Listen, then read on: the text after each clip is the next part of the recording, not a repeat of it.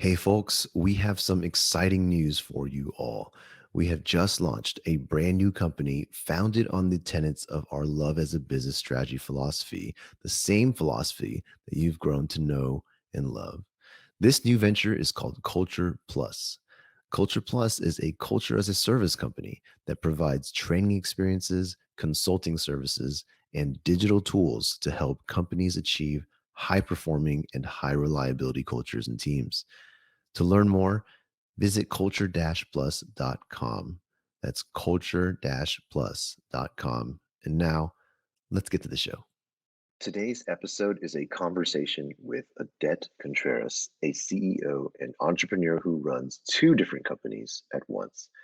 We dig into how she approaches culture in her roles, and specifically, we talk about the importance of genuine empowerment in order to be successful. It's an extra relatable episode for anyone who works in a service-based industry. Enjoy.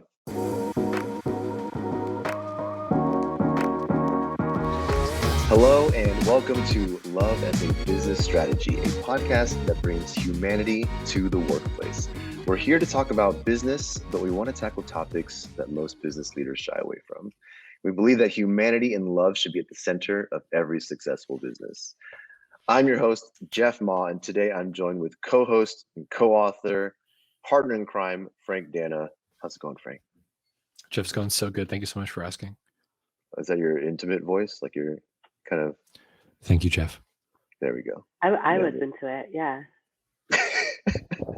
And that voice you hear on the show today is someone we have the incredible pleasure of being joined by, co-founder and CEO at Tinsel Experiential Design, also the founder at In Wild Pursuit, Adette Contreras. Adette, welcome to the show.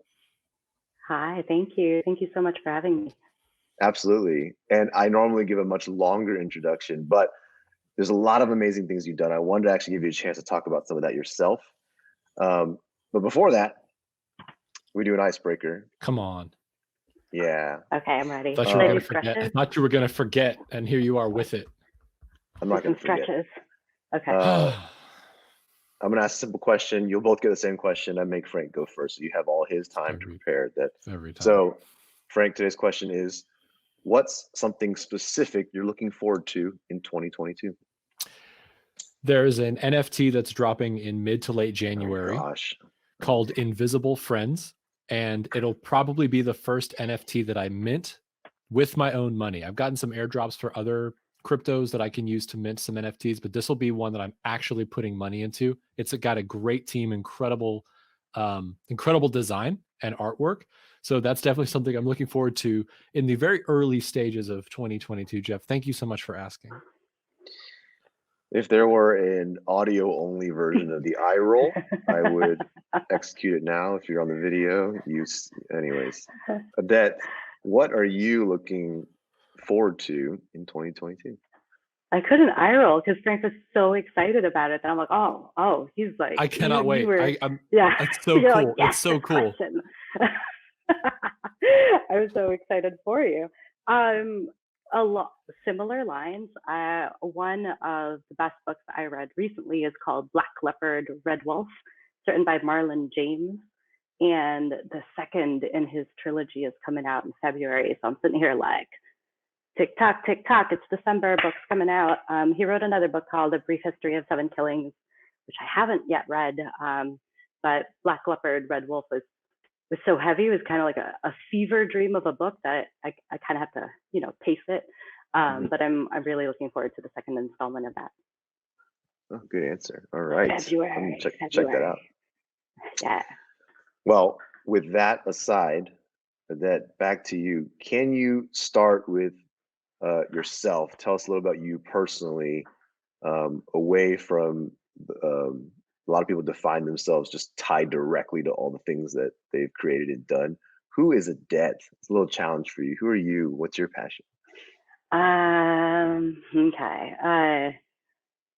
All right. Well, I was born and raised in the Philippines. It's always such a loaded question. How do you define yourself? Now go. I was born and raised in the Philippines. So I think that was an incredibly shaping early childhood, I would say, because I grew up a world away, and then being transplanted to the U.S. was in and of itself an incredibly shocking experience, right? So we moved to the U.S. I ended up attending a math and science boarding school right outside of Chicago. We were in the middle of cornfields, so nerd alert. It was called the Illinois Math and Science Academy, and we did a whole lot of calculus, always, always. So from there, yeah, right.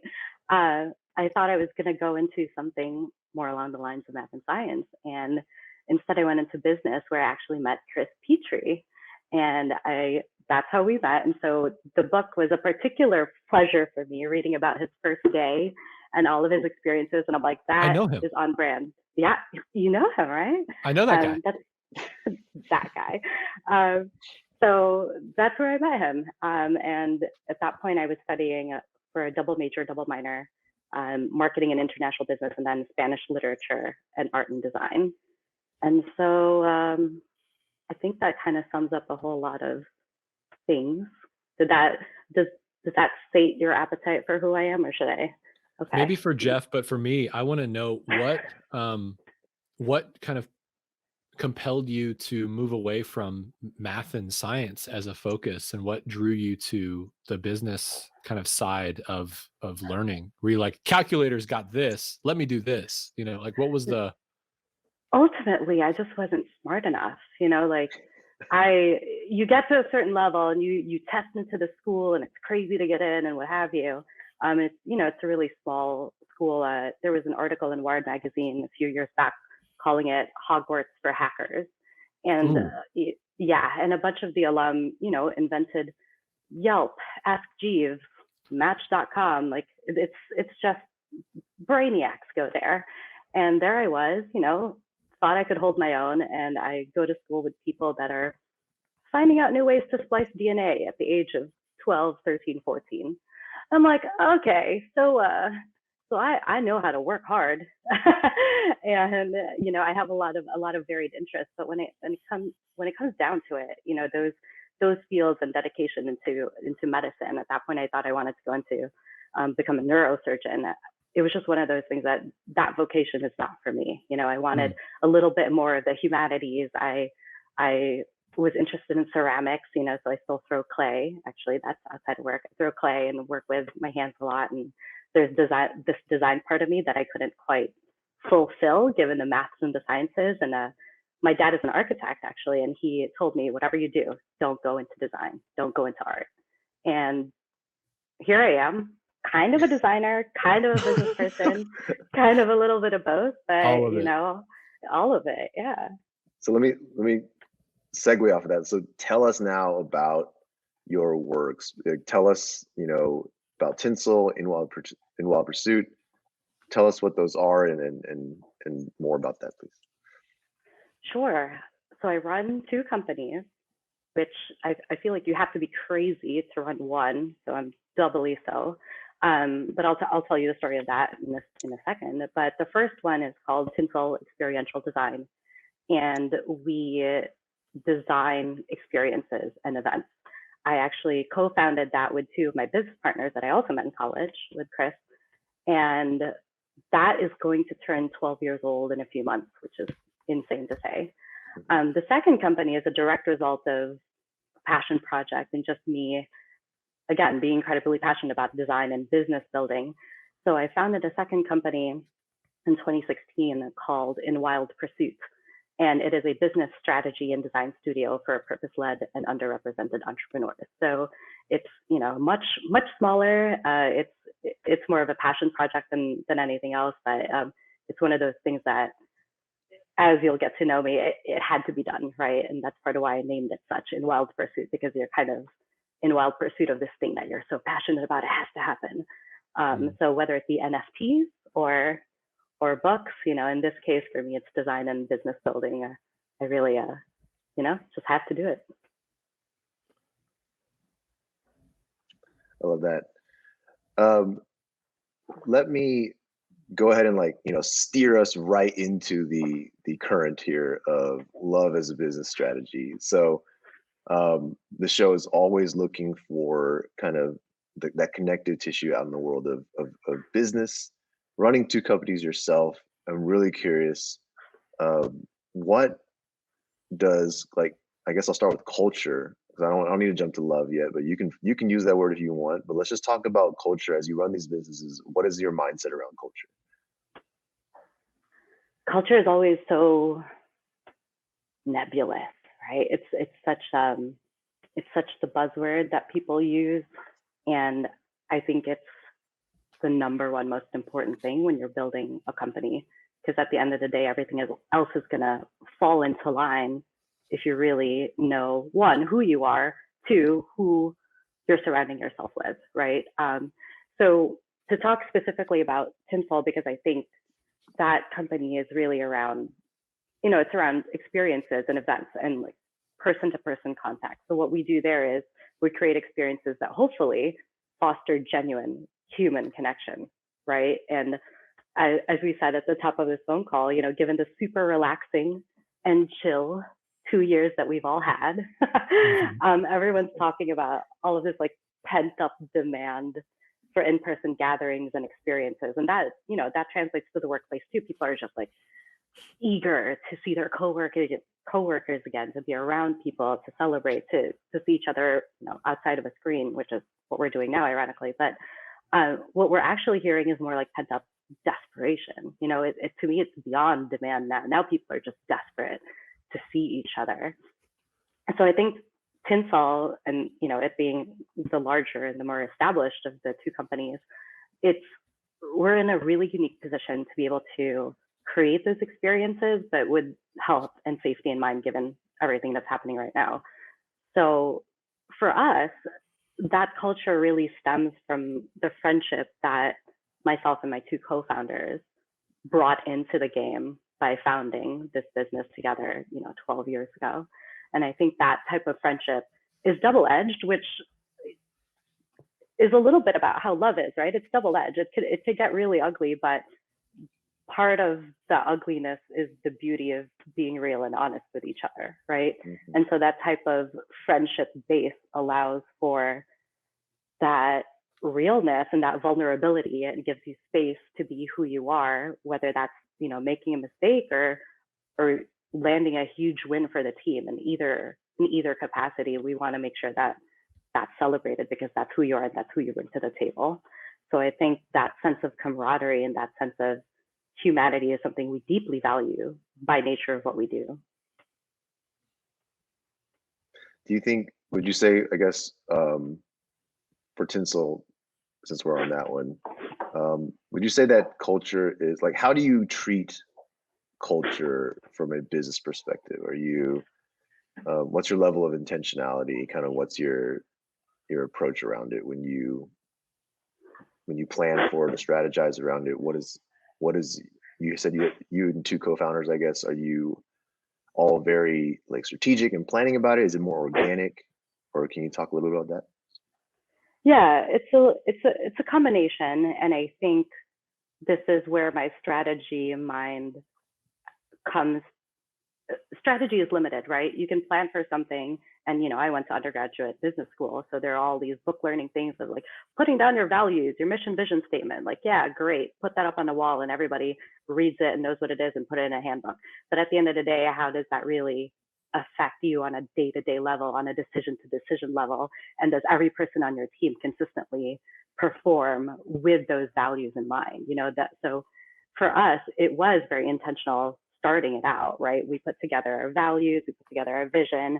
My two business partners, we come from very diverse backgrounds. As I said, I grew up in the Philippines. My other business partner, she's Black and grew up in Virginia. My other business partner is white, grew up in Long Island. And so the three of us together, we're tattooed and we just look like the United Colors of Benetton. So whenever people see us, they're like, how is it possible? And then when we tell them, oh, we met singing a cappella in college, they're like, wait, what? Now, whoa. Now, okay. Exactly. Can we find this on YouTube anywhere? Just I'm dating myself. I don't think that there is a video. But I'll ask around. So in any case, we started out being super intentional about it and doing all of the things that B school tells you to do.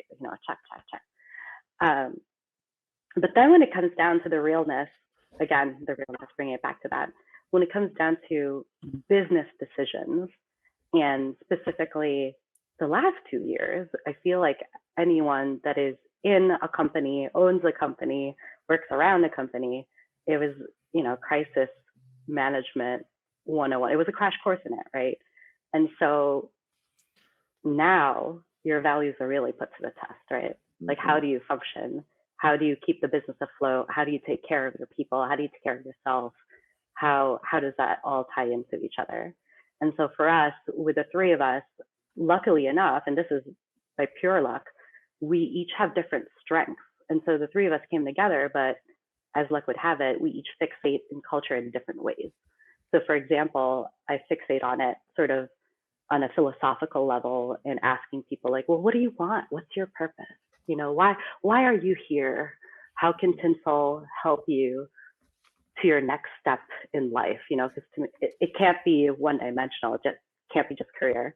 My business partner, Liz, who is operations, and she's so strong at the execution and getting stuff done.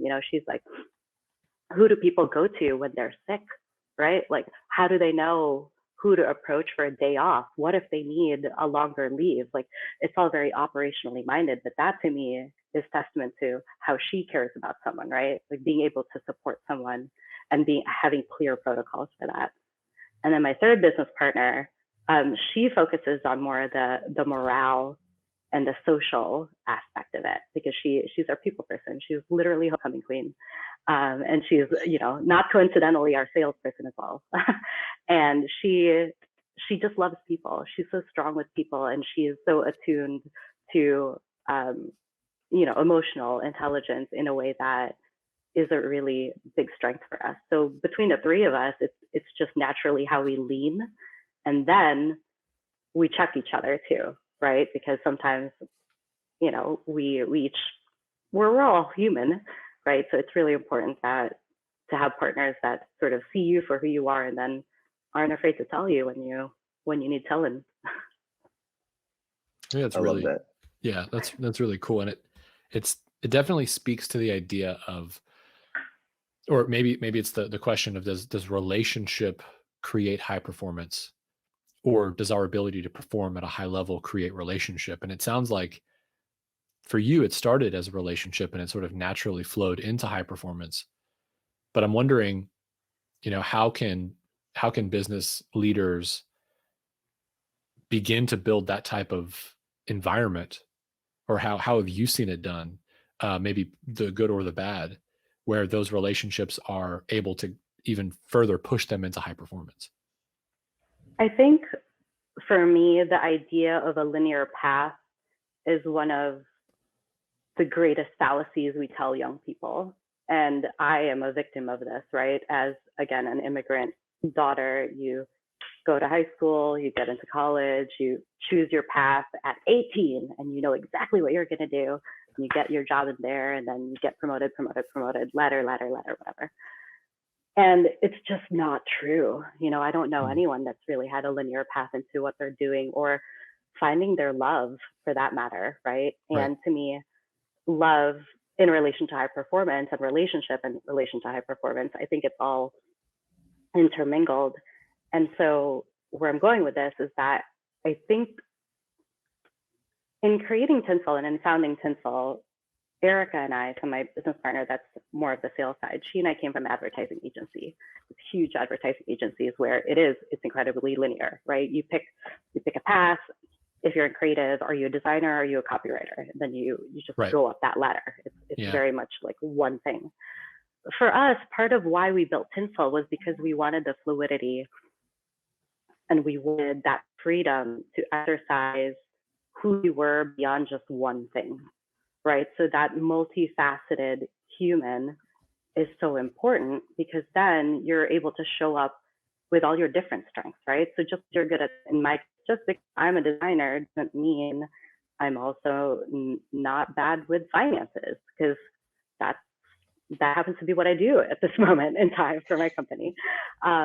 And it's one of those situations where I see that over and over again, especially in creative people and young people that we employ, and allowing them to have that freedom within the company to be the director of their path, I think is super, super crucial. And so for us, growing as a company, and because we're a small company, we have the luxury of crafting ourselves and crafting a position for the person. But I also think, large companies should do more of that anyway. Like, you just have more resources at your disposal, so why not, right? But I don't know if that answers your question for my mind one in terms of high performance relationships. Yeah, I feel like it's interesting to me because what you said is so true. We dabbled in agency life at Softway for a little while. We kind of became an agency, a digital agency for a little bit. And so, yeah, we were hiring folks that were coming in as copywriters or designers. And we would branch off and start working on projects that would require different skill sets. And they would be really concerned about, how this is going to impact their resume. Because what they were worried about wasn't getting the project done necessarily at that moment. What was needed for the project, they were worried about following a linear path and making sure that whatever they were working on at that moment laddered up to what they were told to do. And I feel like when you create an environment of high performance and those relationships are there, that trust is created.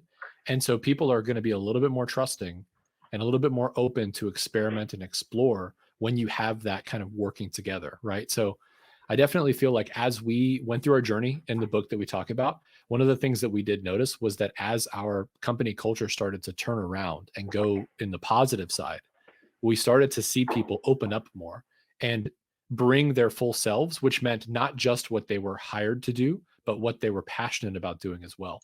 And that actual passion created higher performing teams. Like, when people were able to leverage their skill sets that weren't just written down on what their resume said, that changed the game for us because our clients started to see it and go, hold on a second.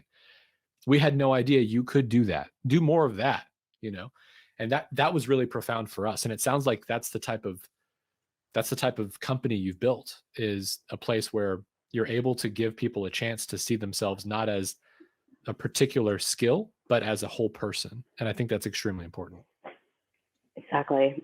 That's exactly it. And I think also, now being at the stage of the career that I'm in, feeling the responsibility for our younger team members to be able to help them identify that for themselves, because a lot of the times when you're right, I'm hired to do a thing. This is what it says. I'm going to do that really well.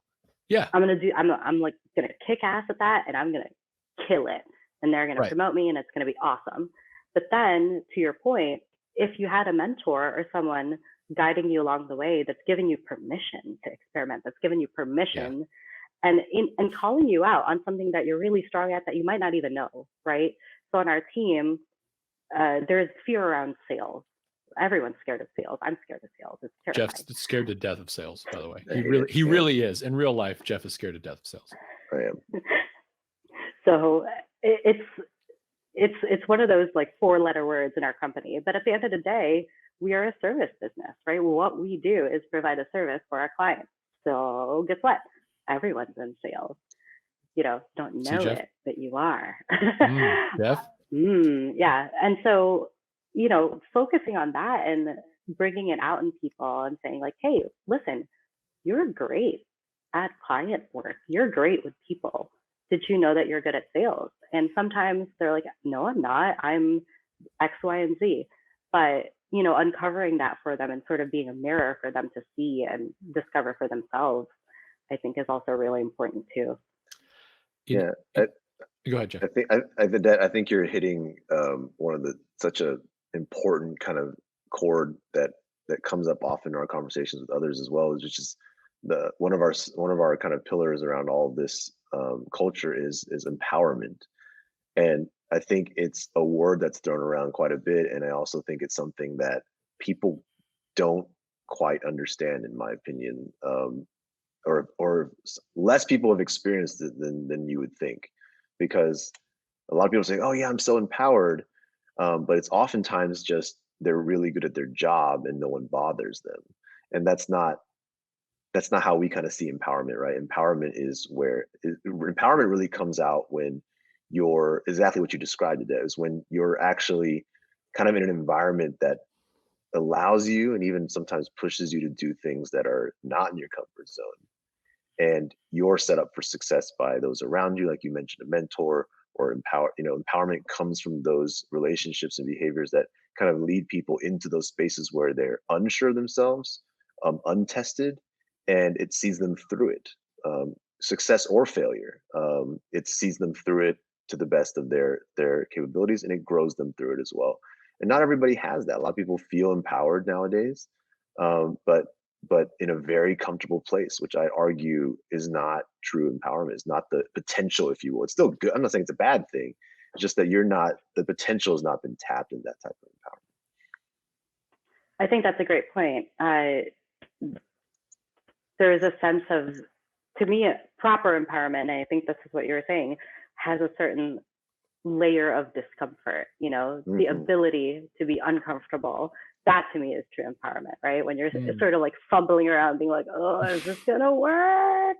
And then if it works, then you're like, oh man, I did it. It worked.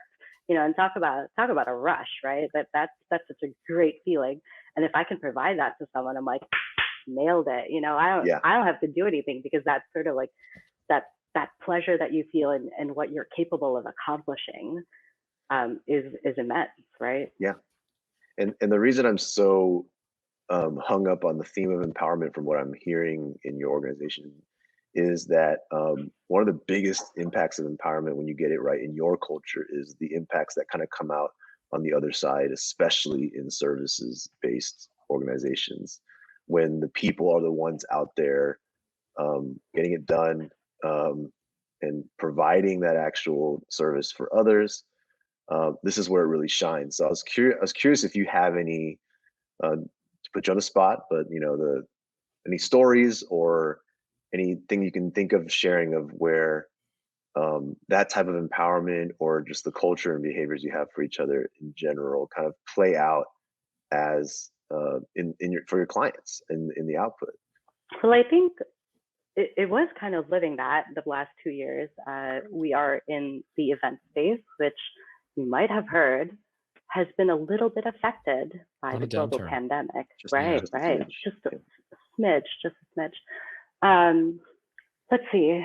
I think, well, in terms of empowerment and the work that we've done for our clients, it also ladders back to the team. And I think, so last year we saw growth, right? And I'm knocking on wood, because this year we're also seeing growth. I'm knocking on wood again, because who has done that, right? Like, who is lucky enough to be able to say that? And I know it's not just luck, because I know the amount of hard work that went into it, and I'm so proud of our mighty team for that. And I think the example I'm going to bring to the table right now is a testament of that. So last year, I'm like, wait, what year is it? Yes, in the year 2020, we had an election. Yep. Right? I'm like, what are we living in?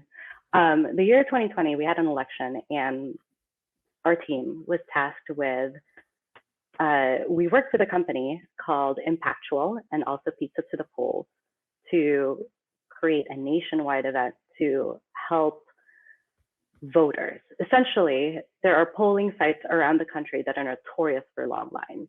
So in order to increase voter turnout, we're like, what if we bring water and pizza to these polling places, so that when people are waiting in line for 3, 4, 5 hours, they can wait in order to vote, versus, you know what, I'm going to go get lunch because this line is insane, right? So we did that last year. That was our mighty team throughout the entire nation, and we were able to make a difference, and so I think breaking, again, the passion that we have, so internally empowering our team for making mistakes or really leaning into their strengths or whatever. We make everyone take Gallup Strengths Finder. Have you all done this? Heard of it. Have you heard of this? Yes. Yeah. Well, so the thinking behind it is that people are innately strong in certain aspects. And if you have a team of people that are all working in their strengths, then you have a chance of having a team of all stars versus if you work on the things that you're really bad at, best you can probably hope for is mediocrity, right? So instead, pivot into focusing on the things that folks are innately good at, and then just keep feeding that, right? And so with this particular job, I think we really leaned into that because 2020 November, we were all just kind of like, what even is happening? What does work look like for our industry? What does it mean to have an in-person gathering? What does it mean for safety? What does it mean for the democracy, right? And so it was one of those moments where we're just so proud of how that project went, so proud of the work that we did, which was an immense amount of work. And looking back on it, it's one of those things that it was a haze for us, but at the other side of it, we're like, wow, we pulled it off. Not only did we pull it off, it was hugely successful, and that client is so happy that they're coming back over and over again. So in terms of what you were talking about in the book of love as a business strategy and putting it first and then seeing the returns on the other side, I think that's a great example of it, because with what we've done with Tinsel, over 2/3 of our clients are repeat, and even more a referral, right? So that type of organic growth, you can't fake it, because for what we do, you're really in the trenches with people. And if, at the end of the day, if you don't like who you're working with, it's not going to be a good event. And I can say that for many things beyond just experiential, right? I think it's funny you say that, because in hosting Seneca Leaders events all around the world and having to basically spend 24 hours a day with people to pull these things off, if you don't like the folks, you go have yourself a bad time. So it's not going to be good. Yeah, there's something to say of looking forward to spending time with people that know you care, right? Especially in the event space where you are. I can imagine when you're pulling off a big event, the 2 weeks, maybe 2 months. I'm not sure what the countdown time is leading up to that event is 100% focused and dedicated. Work hours go out the window. Everything is just focused on delivering, right? Yeah. And that's it. Yeah. Oh, go ahead. No, I was just going to say there's something to be said about care. There's something to be said about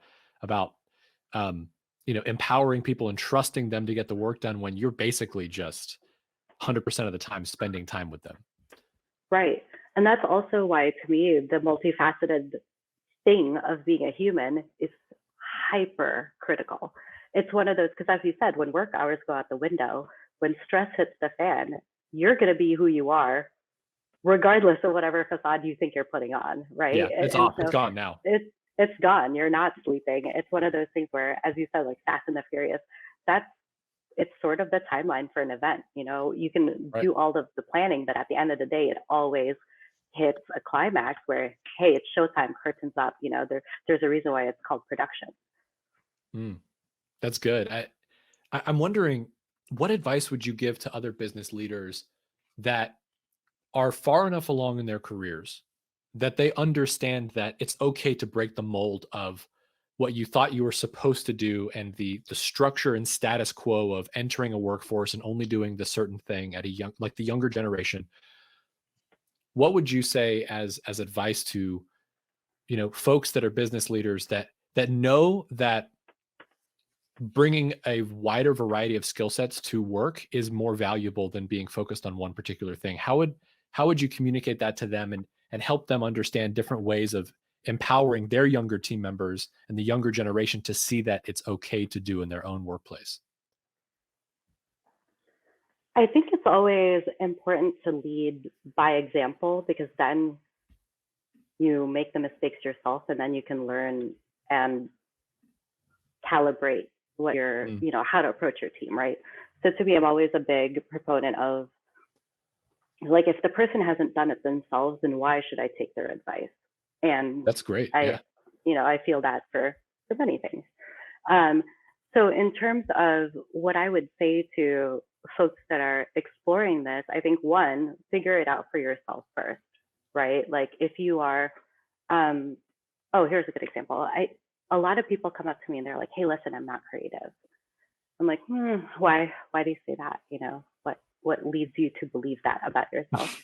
And they're like, oh, well, I'm not a designer. I'm not an artsy person. I've never taken an art class. I don't have an art degree, et cetera, et cetera. And I'm like, well, creativity isn't limited to that, you know, like to me, the way you circumnavigated a problem and solved it in a way that I didn't think about or anybody else thought about, you brought creativity to that problem. So really the issue here is not that you're not creative, is that you don't think you're creative, right? So there's first you have to believe that in yourself. And then once you see that and you're like, oh, maybe I am creative. And in my previous example, oh, maybe I am good at sales. You know, maybe I will ask my friend that works at X company if they would be interested in working at Tinsel, right? And that is a very salesperson move. But if you're, you know, if you don't think of yourself in that light, then you're not going to do it, right? And if you don't think of yourself in that light, then Tinsel as a company is not going to benefit from that added revenue. And so I think my advice is then first to try it out for yourself and see how it feels, and feel that discomfort yourself, as Jeff was saying, in terms of empowerment, feel that discomfort yourself, because then you'll know what people are thinking, or like that voice that you hear inside your head that doubts you. Then you can push through that, and then you can sort of act like a guide, or, you know, make it feel like you're psychic when you're trying to get your team to do the same. Because then you're talking to people and then they're like, oh my God, that's exactly what went through my head. It's like, yeah, I know, because that's what went through my head, you know. But I think that would be my first piece of advice. So like first start with yourself, and then see what you can do in terms of guiding other folks. I love that. Adette, final question for you today, just to zoom back out. What does love as a business strategy, not the book or the podcast, I mean, like, what does love in a business context mean to you personally? I think it's twofold for me. The first one is sort of what we've been talking about for the bulk of this conversation, of that interpersonal love, and knowing the people that you surround yourself with as more than just transactional work tasks. You know, like knowing how they are at home, knowing what matters to them, knowing what they want in life. Like why are they working with you? Why are we all doing this crazy event together at the end of the day? You know, what makes them tick. So I think that to me is the first sense of love, and not to get into like the whole Greek words of love, but the second to me that is really crucial for me personally is the sense of love and like a deeper understanding of your own passion and your own purpose. Because especially in entrepreneurship and in business building, sticking to your core beliefs as a human and building around that and using that as your true north, as they say, makes this nonlinear path much more manageable. You know, it's never going to be easy, but at least if you're true to yourself, and that's the other thing, you have to be honest with yourself. You can't be like, oh, I want to help the world, and at the end of the day, you want to help the world, right? But being true to yourself too, and being brutally honest with yourself, that type of love, I think, is also crucial. So to me, it's both. And having a leader at the helm of a company espouse those two kinds, I think you've got the beginnings of something good that, you know, can then hopefully scale. I love that. I love that second piece of your definition there. I think it's so important, often missed. So I think finding that love, almost self-love a little bit, within your business like values and in your business kind of plan is huge. I love that. Adette, thank you so much for taking the time today and sharing your story, your perspective, your passions. It was really awesome to see. It was so much fun. Yeah, the connective tissue as well. It felt like we're in different worlds, but so much of what you said felt like, oh yeah, good point. We see the same exact thing here. It's wild. But really appreciate the time you spent today with us. Thank you to the listeners as well. And as always, we're all in sales. So as I'm in sales right now, Jeff is in sales. Please check out our book, Love is a Business Strategy. Still a best-selling book on Wall Street Journal lists. And yes, Adette's holding one, Frank's holding one, mine's back there. There it is. Yeah, and please keep listening to the podcast. We love having you here. If there's something you like, you don't like, let us know in a review, or just come talk to us. We love this conversation. So with that, thank you, Frank, for joining as well, and we hope everyone has a wonderful day. See you next week.